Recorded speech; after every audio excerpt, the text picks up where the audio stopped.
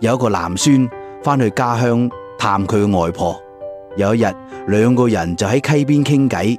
佢問外婆：婆婆啊，最近仲有冇去寺裏邊聽嗰啲開示啊？婆婆就好肯定咁答：有啊，梗係有啦。個孫就繼續問啦：咁開示嗰陣，師父講咗啲咩嘢呢？婆婆突然停一停，諗咗好耐，但都係無法記得師父嗰日究竟講過啲乜嘢。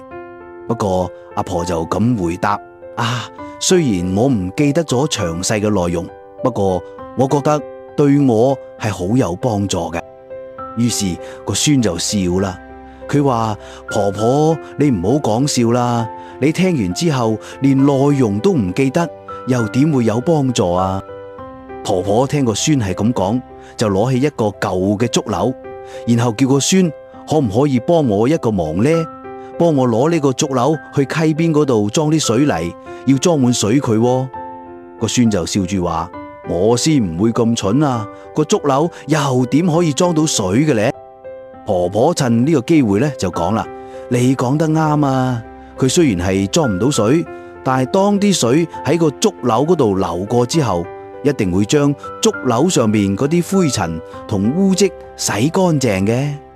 個孫聽到呢度，先至開始明白到婆婆所講嘅意思啦。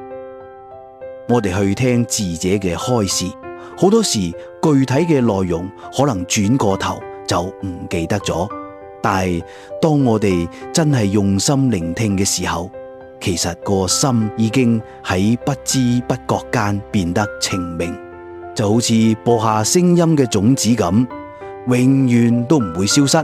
正所謂一力耳根，永為道種。